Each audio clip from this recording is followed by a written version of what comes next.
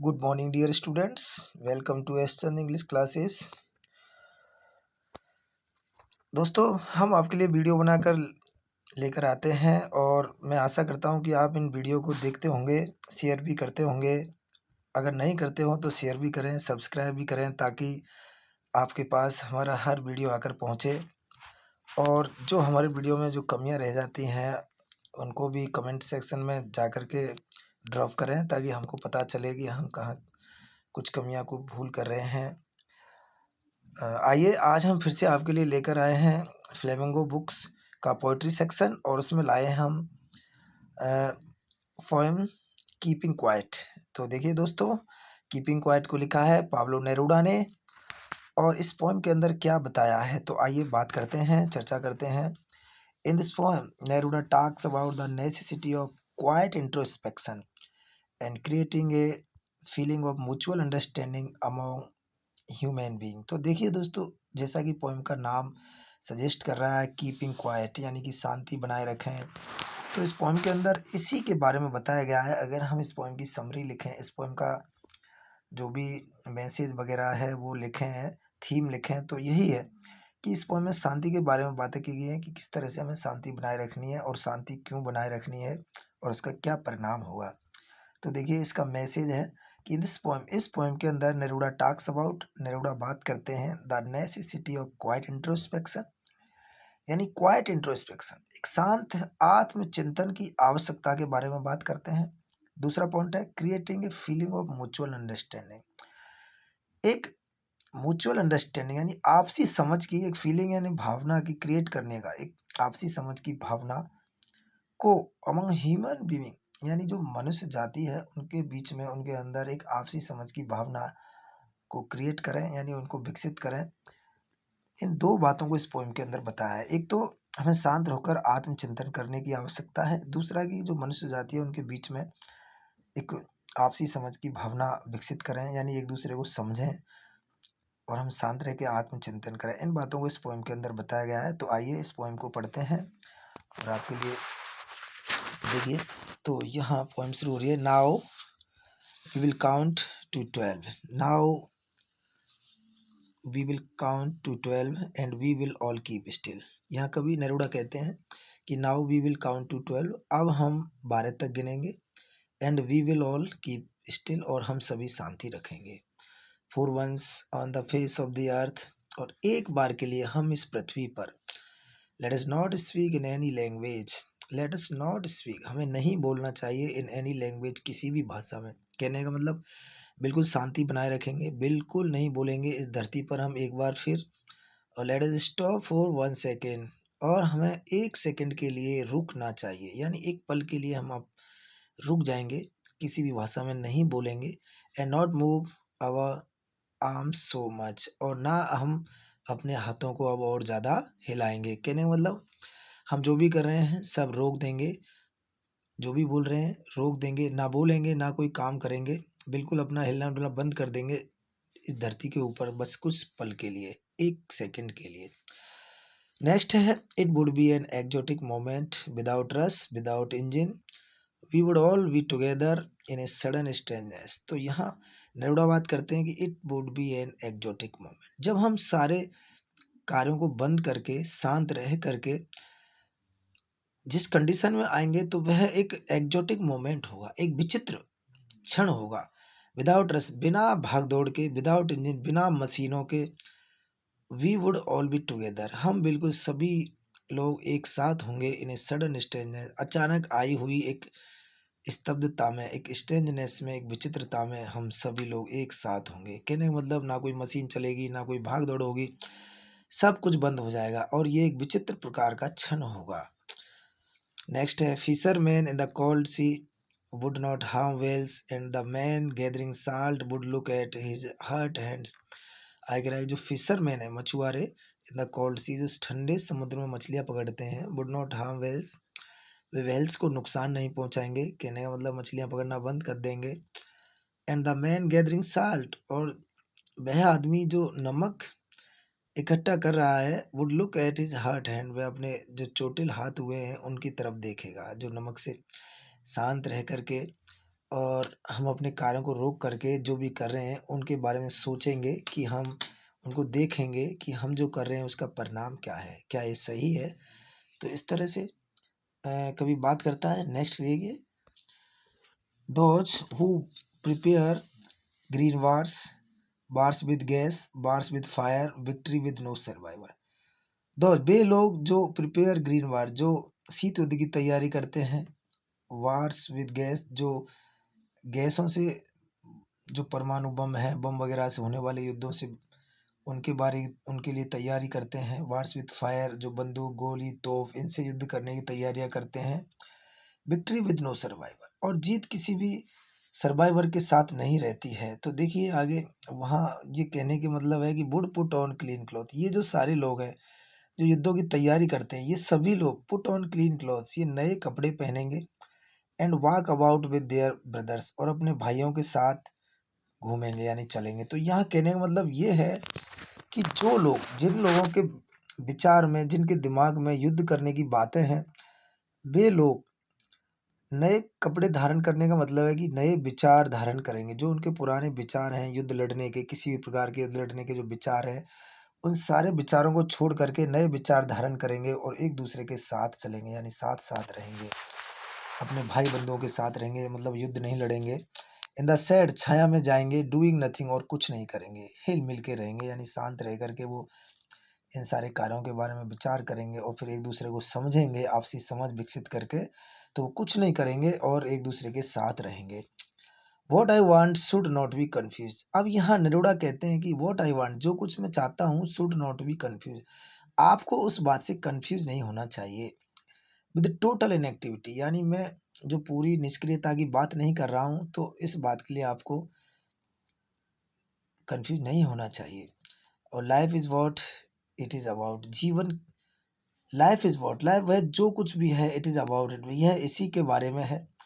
I want no truck with death, यानी मेरा मृत्यु से कोई लेना देना नहीं है। नो ट्रक विद डेथ, यानी मृत्यु से कोई लेना देना नहीं है। कभी कहता है कि मैं जो टोटल इनएक्टिविटी की बात नहीं कर रहा हूँ कि आप पूरी तरह से मतलब निष्क्रिय हो जाएं, मर जाएं, ऐसा मैं नहीं कह रहा हूँ। मैं केवल ये कह रहा हूँ कि हम कुछ पल के लिए अपने कार्यों को रोकेंगे और हम बिल्कुल बोलना बंद कर देंगे, हिलना डुलना बंद कर देंगे, सारे काम मशीन वगैरह सब बंद हो जाएंगी। तो हम बस शांत रह करके सोचेंगे, आत्मचिंतन करेंगे, और फिर उसके बाद हम एक दूसरे को जब चिंतन करके जो सोच आएगी, उसे हम एक दूसरे के बीच में आपसी समझ को विकसित करेंगे। तो वही कह रहा है कि मेरा मतलब मृत्यु से नहीं है, आप मृत्यु का अर्थ मत लगा लेना।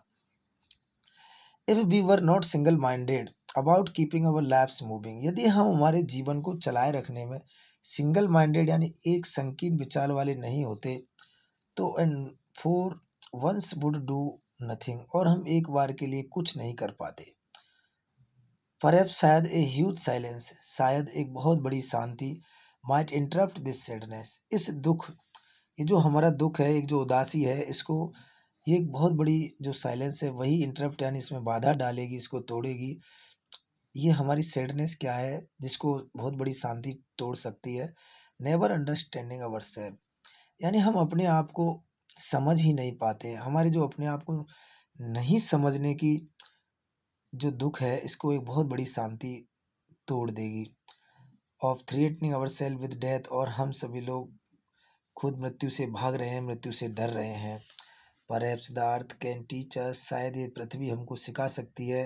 एज, जब, या जैसे, व्हेन एवरीथिंग सीम्स डेड, जब हर चीज़ मृतप्राय दिखाई देती है। And later proves to be alive, और बाद में वो जिंदा सिद्ध हो जाती है। कहने का मतलब धरती हमको ये सिखा देती है कि देखिए, जब जब मौसम गर्मी का या वैसा होता है, तो हर चीज़ धरती पर जो घास फूस पेड़ पौधे जो छोटे छोटे रहते हैं, सारे के सारे ऐसे लगते हैं जैसे कि सूख गए हैं, मृत हो गए हैं। लेकिन बाद में जब मौसम बरसात का आता है, तो सारे पेड़ पौधे जो घास फूस है वो सब हरे हो जाते हैं और ऐसे लगते हैं कि प्रकृति जीवंत हो उठी है। तो इस तरह से ये पृथ्वी से हमें सीखने को उदाहरण मिलता है कि हमें भी ऐसा करना चाहिए।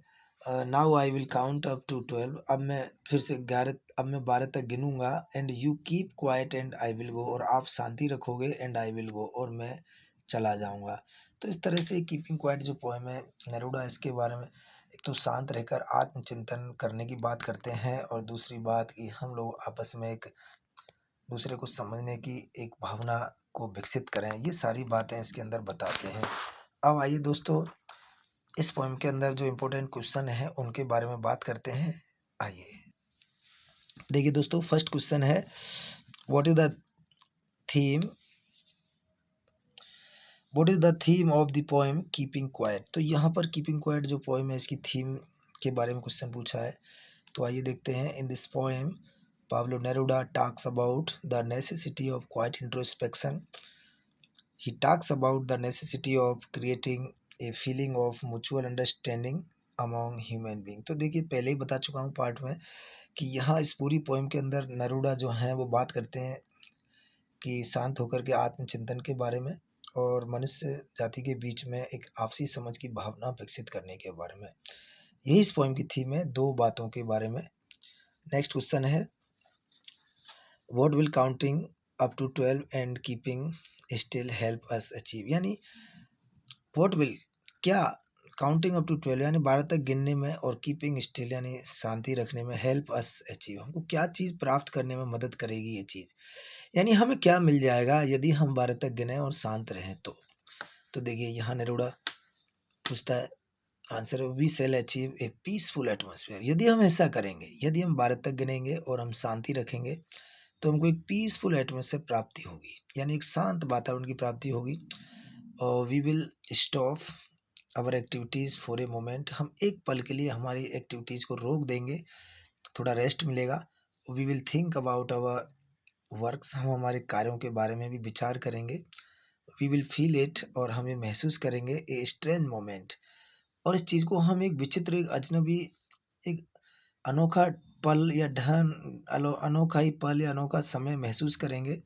It will give us energy to do better, और ये हमें एक अच्छा और भी अच्छा करने की एनर्जी प्रदान करेगा। तो it will help in quite introspection, और ये हमारा आत्मचिंतन करने में भी मदद करेगा। तो देखिए कितनी सारी बातें बताइए कि अगर हम 12 तक गिनेंगे, शांत रहेंगे तो क्या क्या मिलेगा, कि हमें सबसे पहले पीसफुल एटमॉस्फेयर मिलेगा। दूसरा, हम हमारी एक्टिविटीज़ को एक पल के लिए रोक देंगे और हम हमारे वर्क्स के बारे में सोचेंगे, विचार करेंगे, और हम इस पल को एक स्ट्रेंथ जैसा महसूस करेंगे। इट विल अस एनर्जी, और हमें एनर्जी भी प्रदान करेगा ताकि हम और अच्छा कर सकें। इस तरह से हम आत्मचिंतन भी कर पाएंगे। Next question, what is the sadness that the poet refers to in the poem. देखिए व्हाट इज द सैडनेस, वह सैडनेस क्या है दैट यानी जिसको the poet refers to in the poem, इस पोएम के अंदर उल्लेख करता है। वो कौन सी उदासी, कौन सा दुख है जिसको कभी इस पोएम में उल्लेख कर रहा है। तो देखिए, the sadness that the poet refers two is not understanding our self, यानी हम लोग अपने आप को नहीं समझ पा रहे हैं। तो ये जो हमको नहीं समझने की भावना है, यही वो सैडनेस है। We are getting into the worldly gains, और हम सांसारिक मोह माया में, सांसारिक लाभों में, इनमें फंस रहे हैं। और we have lost the real aim of life, और हम लोगों ने हमारे जो जीवन का जो असली जो उद्देश्य है, जो लक्ष्य है, उसको हमने खो दिया है। We need to create a mutual understanding, हमें एक आपसी समझ विकसित करने की आवश्यकता है। तो इस तरह से ये क्वेश्चन हुआ कि हम लोग अपने आप को नहीं समझ पा रहे हैं, इधर उधर भाग रहे हैं, तो हमें सबसे पहले अपने आप को समझना चाहिए। यही एक क्या नाम है, वो सैडनेस है। नेक्स्ट एंड लास्ट क्वेश्चन है, what message does the poem keeping quiet give us, यानी जो पोएम कीपिंग क्वाइट है कंपोज्ड बाय नेरूडा, तो ये हमें क्या मैसेज देती है, तो क्या संदेश देना चाहती है।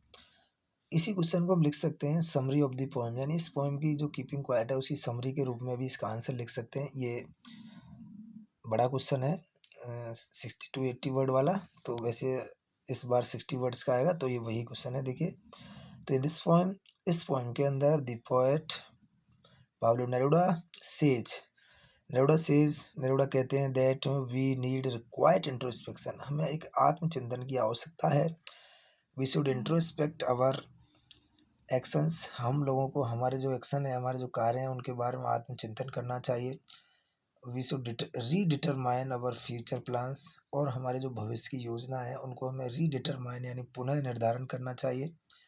टू डू बेटर, और बेटर यानी और अच्छा करने के लिए। He says to create a feeling of mutual understanding among us, और वो कहता है to create a feeling of mutual understanding, एक आपसी समझ की भावना को सृजन करने की बात करता है अमंग अस, यानी हमारे बीच। वी शुड रेस्पेक्ट, हमें सम्मान करना चाहिए, एंड अंडरस्टैंड और समझना चाहिए, वन अनदर, एक दूसरे को। दस इस प्रकार this poem gives A message, इस तरह पोएम हमारे लिए एक संदेश प्रदान करती है। फॉर द नीड, आवश्यकता के लिए। फॉर कीपिंग क्वाइट, यानी शांत रहने की आवश्यकता के लिए। इस तरह पोएम हमें कहती है कि हमें शांत रह करके हमारे कार्यों को थोड़ा रोक करके और उसके बारे में विचार करना चाहिए। It will give us a chance, ये हमें एक मौका प्रदान करती है, या इट विल गिव, ये हमारे एक मौका देगी, हमें एक चांस देगी to introspect and decide our work, हमारे कार्य को डिसाइड करने को। तो देखिए इसमें यही बताया गया है कि सबसे पहले तो हम लोगों को एक आत्मचिंतन करना चाहिए, दूसरा हमें आपसी एक दूसरे को समझना चाहिए, आपस में एक म्यूचुअल अंडरस्टैंडिंग को सृजन करना चाहिए, एक दूसरे का रेस्पेक्ट करना चाहिए, और जो हमारे फ्यूचर प्लान हैं उनको रीडिटरमाइन, दोबारा से पुनर्निर्धारण करना चाहिए ताकि हम कुछ बेटर कर सकें। इस तरह से इस पोएम के अंदर बहुत सारी बातें यही शांति के बारे में ही बताई गई हैं कि जो जो लोग संकीर्ण विचार वाले हैं, जो युद्ध की तैयारी करते हैं, उन लोगों को उस पुराने विचार छोड़ करके नए विचार धारण करने चाहिए, और एक दूसरे के साथ रहना चाहिए, और कुछ भी युद्ध वगैरह नहीं करना चाहिए। तो इस तरह दोस्तों, आशा करता हूँ आपकी ये पोएम अच्छी तरह समझ में आई होगी, क्वेश्चन आंसर भी समझ में आए होंगे। और दोस्तों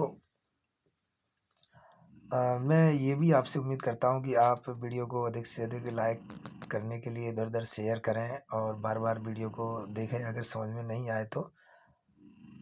और सबसे बड़ी कमाई तो यही होगी कि आप लोग मेरी वीडियो को देख करके अच्छा नॉलेज प्राप्त करेंगे, और अपनी एग्ज़ाम के अंदर गुड मार्क्स प्राप्त करेंगे, तो मुझे खुशी मिलेगी बहुत ज़्यादा।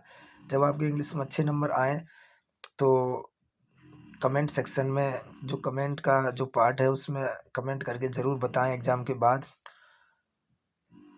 Thank you so much for watching my video. Thank you once again.